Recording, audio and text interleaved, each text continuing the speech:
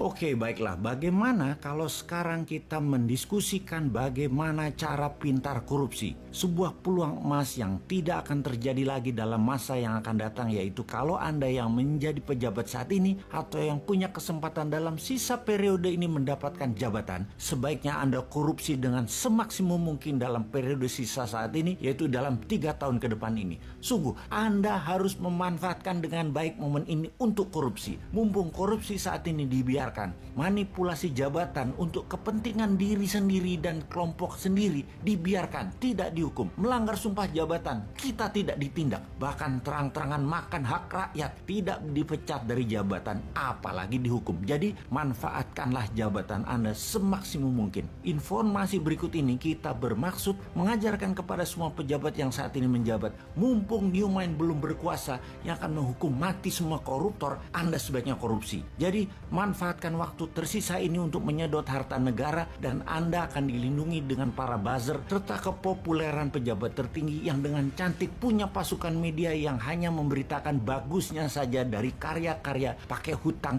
yang hutangnya tidak diungkap, hanya bentuknya yang diekspos, hanya yang sukses seperti jalan tol, bandara, sirkuit atau apapun, semua yang sukses saja yang diekspos. Kita akan mengajarkan bagaimana korupsi itu dilakukan. Oke? Pertama, mainkan anggaran daerah, anggaran pusat, anggaran departemen, dan anggaran BUMN. Pastikan Anda punya teman atau sahabat yang Anda percaya untuk dimenangkan tendernya, diatur pagunya, dibuatkan spek produk sesuai dengan bohir Anda. Teman Anda tadi pastikan punya mitra yang memang pengalaman untuk bisa menyelesaikan proyek tersebut sebagai subkontraktor atau sub-supplier Anda. Teman Anda yang dimenangkan tendernya dan mendapatkan proyek tadi tinggal disubkan, nggak kerja, dapat cuan. Pastikan semua proyek dan anggaran di tangan Anda jatuh ke perusahaan kroninya Anda. Cara kedua adalah ciptakan proyek angin ribut dalam tanda petik. Proyek terlihat keren dan yang membuat masyarakat akan melihat Anda seperti orang sukses. Kemudian buat teman Anda yang dapat proyeknya tersebut. Proyek angin ribut ini kalau di daerah kerjasama dengan DPRD, pastikan semua politikus dapat permen jatah premannya. Kalau di pusat, pastikan sobat politikus Senayan dapat juga, yaitu untuk meloloskan anggaran atau membuat peraturan yang menguntungkan Anda para pejabat. Kemudian buat proyek yang ada asingnya dengan membodohi pemimpin tertinggi, seakan kalau ada uang asing,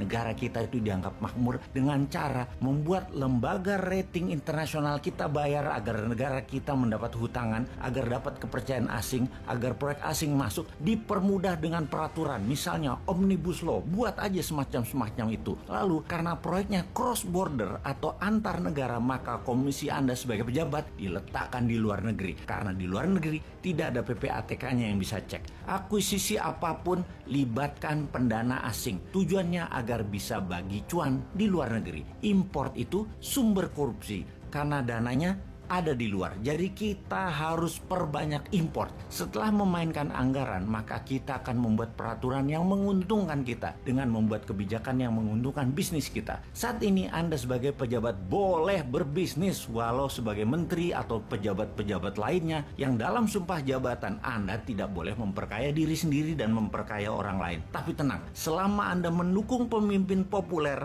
Anda aman. Kemudian manfaatkan anggaran pemerintah daerah atau departemen atau apapun untuk membuat Anda terkenal, seperti main di sosial media, di media mainstream. Semua acara-acara Anda harus ada dan harus dimediakan. Pokoknya Anda fokus terus memanfaatkan dana gubernuran, dana bupati, dana menteri untuk membuat Anda terlihat bekerja, terlihat bijak, terlihat berhasil. Penting ini dilakukan karena modal untuk terus menjabat adalah Anda terkenal. Apalagi Anda mau mencalonkan diri untuk menjabat lagi. Walaupun sebenarnya itu korupsi, tapi tenang, Anda banyak yang suka pakai fasilitas jabatan, nggak apa-apa, mobil dinas, uang dinas, pesawat kepresidenan, apapun, semua pakai aja yang namanya kedinasan. Jadi pelajaran korupsi kita simpulkan kali ini, yaitu 1. Bikin proyek angin ribut. 2. Anggaran pastikan jatuh ke rekanan dan teman kita. 3. Ubah peraturan dan kebijakan pemerintah pusat, pemerintah daerah, departemen yang menguntungkan teman-teman kita. 4. Perbanyak proyek proyek antar negara agar komisi berada di luar. 5. Buat proyek multi-year sampai di atas 10 tahun agar yang menanggung bukan Anda lagi ketika Anda tidak menjabat dan komisinya kan dapat di muka. Misalnya beli pesawat terbang 100 unit selama 10 tahun. Nah, komisinya kan di depan dan anggaran nyicil 10 tahun termasuk penyerahan pesawatnya nanti. Biarkan pejabat kemudian yang pusing dan rakyat yang pusing. Terakhir adalah gunakan fasilitas dan anggaran jabatan untuk membuat Anda terkenal di media. Oke, kita jelaskan nanti yang lebih rumit lagi. Namun dapat dipastikan rakyat tidak akan tahu.